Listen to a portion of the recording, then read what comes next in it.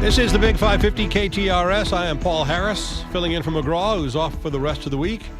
And hello to our viewers on STLtoday.com and also on Channel 11.2, our digital TV feed of this 9 a.m. hour. Chris Hayes is the investigative journalist for Fox 2, sister station to Channel 11, who last night had a very interesting story about a confrontation he had with Governor Nixon over the use or lack of use of the National Guard on November 24th and the days following the decision by the grand jury, the announcement by Bob McCullough, the prosecutor, of the grand jury's decision not to indict Officer Darren Wilson for the shooting of Michael Brown last August 9th. Chris, welcome back to the show. Thank you. Good morning. Yeah, it's interesting. We're still waiting on getting some clear answers on a lot of this. A lot of the questions that were asked that night and are still being asked, and I know you're among those asking them, is where was the National Guard and why weren't they on West Florissant on that night, right? Yeah, officers I talked to on the front line seemed to think that there was a plan to have National Guard there, and then there were rumors that something was changing, that a plan had changed and nobody knew really what it was. That plan seems to have changed about the week when CNN was reporting that Ferguson Police Chief Tom Jackson was going to step down. Those reports came out as if he was going to step down, and there was no question about it. He did not. So those reports probably came from somebody who said, well, he's going to step down. He didn't. Now, then the question that I asked Governor Nixon is, was that the reason why National Guard didn't come out in force in Ferguson the night after the grand jury decision? Because the appearance would be that it would be political payback, and Governor Nixon denies that. But you also asked him, where were the guardsmen and why weren't they there? And he just kept telling you, I had 700 guardsmen out there. But anybody who was watching any of the coverage, and you were part of the coverage that night, could see there were no guardsmen guarding the tire store that burned or the Little Caesars pizza place that burned or any of the other places that were looted and burned that night. Yeah, there are two things about that. One is, when I was in Clayton after the grand jury decision, there was a heavy National Guard presence, and you could hear crickets in Clayton, literally. Then in Ferguson, there was no sign of the National Guard. Now, the next day, after all the rioting and looting, the governor said, well, I'm going to bring in 600 more National Guardsmen.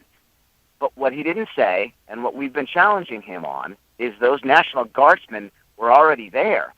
In fact, they had a team called QRF. It stands for Quick Response Force. It was a team of 350 people, especially for a quick response like was needed that night.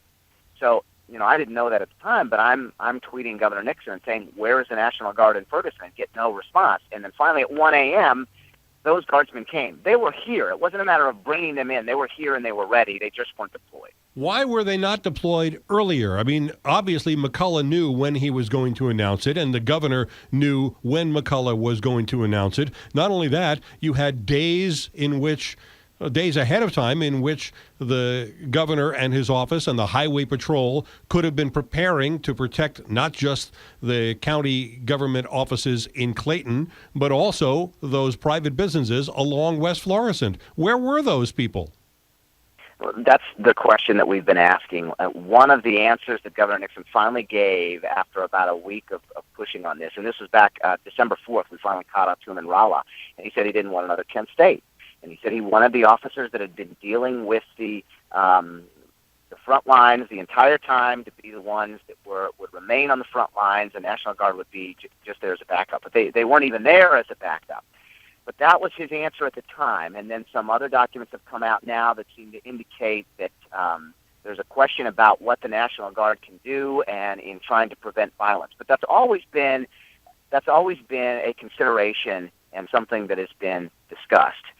But if that was the case, if there was a concern about what the National Guard would do and a concern about violence, then that should have been discussed before the grand jury decision. Instead, it was a situation where you had Ferguson officers and St. Louis County officers wondering what the heck.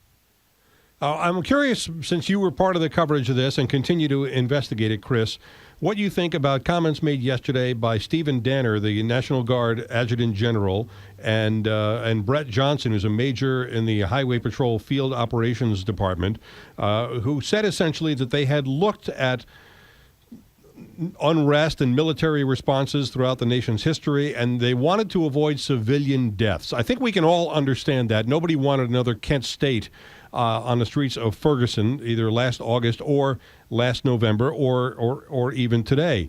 But Johnson said in the press conference that they had yesterday, we made a decision to choose life over property, and the only way to stop the arson and looting with the amount of people there would have been with deadly force. We would have had to use citizen soldiers against our citizens of the state of Missouri, unquote. Well, yeah, two things about that. One is, why not communicate? Why not have those discussions with St. Louis County Police and Ferguson Police prior to everything going down, number one. Number two, then why bring them in at 1 a.m. at all? If you're concerned about the use of deadly force, then it doesn't make sense then why you would bring in the National Guard at 1 a.m. I mean, don't you either bring them in or you don't? Yep. I mean, if you've got the quick response force ready, I would think that you would bring them in. And that was the thing that was not communicated. Yeah, and why were they not there at 8 o'clock when McCullough was making his announcement?